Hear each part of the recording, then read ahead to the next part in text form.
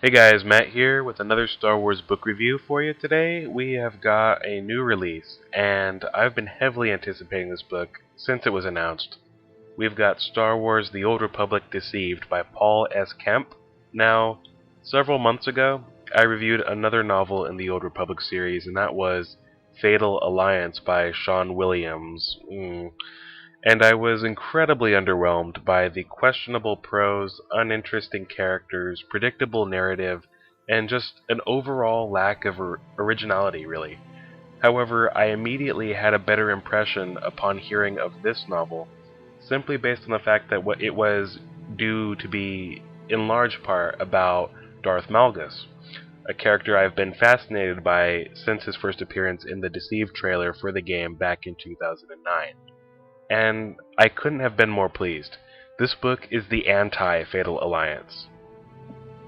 Where Fatal Alliance made a usage of the classic character archetypes that have long been a part of the Star Wars lore, but presented them in a dull environment with stagnant character progression and a startling lack of originality, Deceived takes those same archetypes and presents them in situations that are uncommon, interesting, and unconventional, and it does this stunningly well.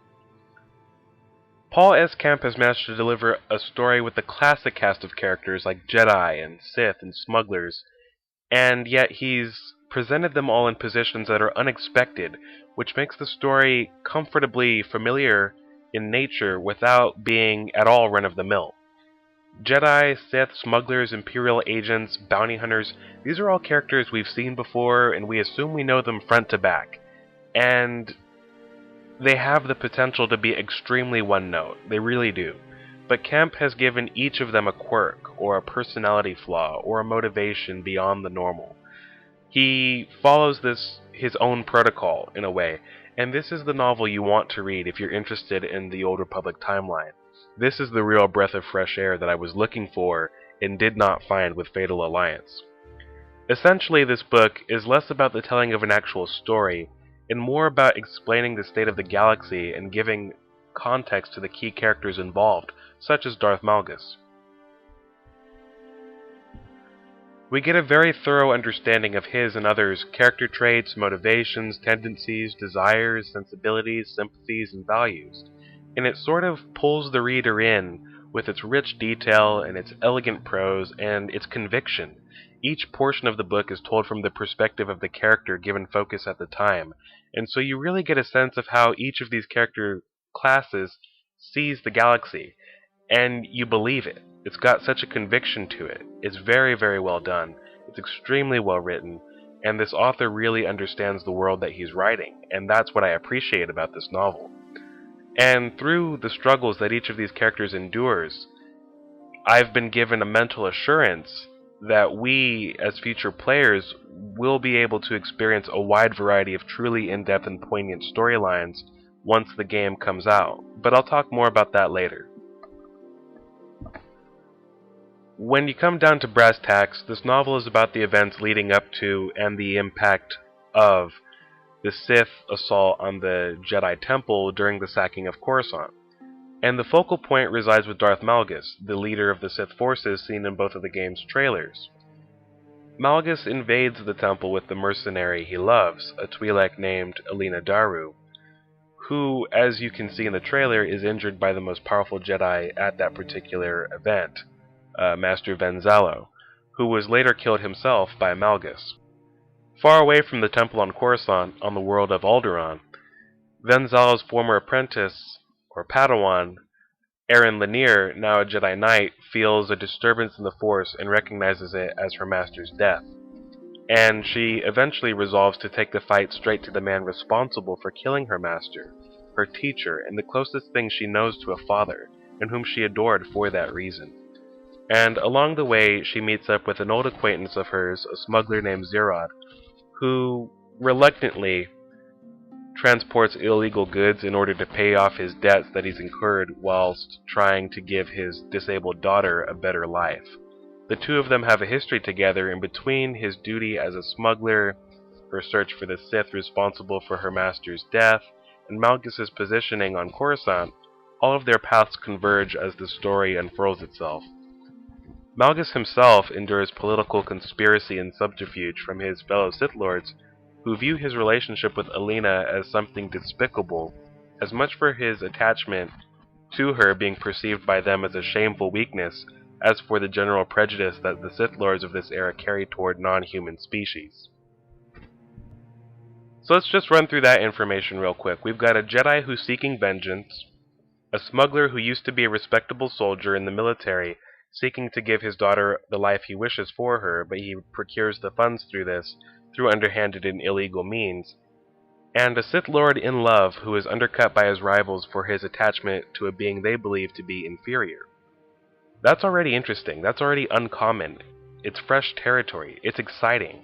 And on top of that, you get amazing dialogue spoken between these dynamic characters, you get thrilling action sequences, and you get context for the story of the game. And you're delivered right into the setting through Kemp's depiction of the worlds and its locations. I mean, this guy, as I was reading this book, I really got the sense that he's enjoying what he's writing. And that just brought in a whole new dimension for me. Now, don't get me wrong, the book isn't perfect. There's a twist at the end, and I call it that for lack of a better term. And I'm not gonna lie, it's just downright predictable. You can see it coming from miles away. But I still won't spoil it. I won't mention it for you here because, in the interest of avoiding spoilers, since the book is so new and likely most of the people watching this review have not even started on the book because, it's only been out for a week. So I'm not going to go any further than that, but there is a twist, and it's not much of a twist. It is kind of a disappointment.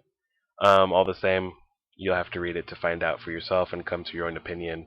And at times, Kemp's vocabulary can run a bit repetitive as he uses certain phrases multiple times. But it's, that's a minor complaint, but it is nonetheless, it is there. But whenever he's writing about personal feelings, or explaining a situation from a character's perspective, or giving a little bit more insight about an aspect of the galaxy as it is, or getting inside this state of mind or the frame of mind of these characters, he's just spot on. He's dead on. He's got an amazing talent for fleshing out characters in that sense. The action sequences in the trailers, visual marvels though they are actually even better in this book, since we can actually relate to and understand what's going on from the perspective of the characters involved. Although I wouldn't actually call the story itself riveting, since much of it can be surmised from simply watching the trailers, or it can be derived from the historical information logs found on the Holonet at the official website for the game, I would say that the presentation of these characters within the Star Wars universe is somewhat groundbreaking. You can piece together the story without ever actually reading the book, but it's the characters and their journey, and reading about them that's really the charm of this novel. That's the strength. We're dealing with familiar flavors here, but they've been presented in a whole new way, and I really enjoyed the direction Kemp took with this novel. Now, early on, I mentioned that this book gave me hope for a lot of depth to be found in the actual game. And what did I mean by that? Well, when you look at the unconventional plot points for each of these otherwise classic characters, I can't help but feel optimistic that the same choices and variety of possibilities to choose the unique direction for each of these characters will shape themselves once the game is released. You look at the uncommon means through which we explored each of these characters, you just get a whole lot of inspiration to take control of your destiny in whatever way you choose once this game comes out. Maybe you'll be an honorable Sith who respects his opponent but values power and perceives the Force in a different manner from the Jedi, as Malgus does. Or, maybe you'll be a vengeful Jedi with a clear sense of right and wrong, and a desire and will to deliver justice as you see fit, as is the case with Aaron Lanier. It's not often that I can identify with Sith Lords, but I can here. Malgus has a lot more to him than simply being a living weapon. He, like Darth Bane, like Darth Zana, like Dooku, or at least in the expanded universe, has so much more going for him than that. There's so much more personality for those characters, and for characters like that, and I really admire an author who can put me in sympathy with beings who at their core are rather sinister and have embraced a darker side, and have very unattractive qualities about them like that. But they've done it for bigger reasons than simply to be the obligatory villain. There's so much more finesse to it than that. The same for Erin. You know, she's got all the classic youngster angst that the typical young Jedi in tales like these so often carry. But she's got a solid reason for that. And for this reason, she's far more interesting to read about than if she were simply another tranquil, obedient Jedi Knight with no real motivation or conviction. She, you know, also as a departure, she is not a Padawan. So often the angsty, nervous, unsure, uncertain character is a Padawan or somebody who's nearing the end of their stages of training in these tales, and that's not the case with her. She is a fully fledged Jedi Knight, but the anger and emotion that she feels at the loss of her master, or former master, is so great that she cannot overcome it. It's in direct contrast to the way she was brought up, and to the values that she was taught by the master she reveres and is attempting to avenge, but she can't prevent her emotions from guiding her actions. And that's so much more interesting. There's so much more, just more to that than if she were simply another Jedi Knight. Overall, I'd have to give this book a solid 8 out of 10. It's not a home run, and its storyline isn't as strong as other novels, but that's to be expected. This is dealing with characters who appear in the game, so a true climax isn't really a viable option here, so I can't really dock it too much for that. But it serves its purpose. It conveys a story that does not require a large expanse of knowledge on the subject at hand prior to reading. It tells a very compelling, if simplistic tale, and in large part, this is due to the dynamic characters that Camp has given a refreshingly unexpected and much welcomed and appreciated life. And I highly recommend Deceived to anybody who's at all interested in Star Wars, and especially to people who are looking forward to the game when it will be released. This is a perfect book for you. I hope you will enjoy it. Thank you for listening. In other news today, a friend of mine named Jake, who goes by the YouTube username of TuggieGameReviews, who does some really great reviews and book reviews and game reviews. He's got some great Star Wars videos. You should go check him out if you haven't already. I'll put a link to his channel at some point here in the video.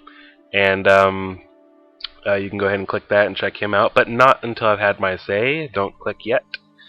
He has started a guild over at the official Star Wars The Old Republic website called Gloomwalkers TOR. Obviously, the name is in reference to... I can't talk. The name is in reference to the contingent of forces led by Darth Bane prior to his becoming a Sith, if you read the book Darth Bane Path of Destruction. And it's just a simple, laid-back guild that anybody can join, and it's meant for fans of the Old Republic era and who have a strong love for the Star Wars universe and such. So if you have any interest in that at all, you can go ahead and click the space provided below and join up over there, and I'll see you over there sometime. Thanks again. Alright, thanks again for watching the review. Please feel free to rate, comment, and tell me what you think. Tell me your thoughts on the book if you've already read it. I'm looking forward to hearing other people's opinions. If you disagree with anything I said, a video response would be welcome. And I will see you all next time. Take care. Have a good day, guys.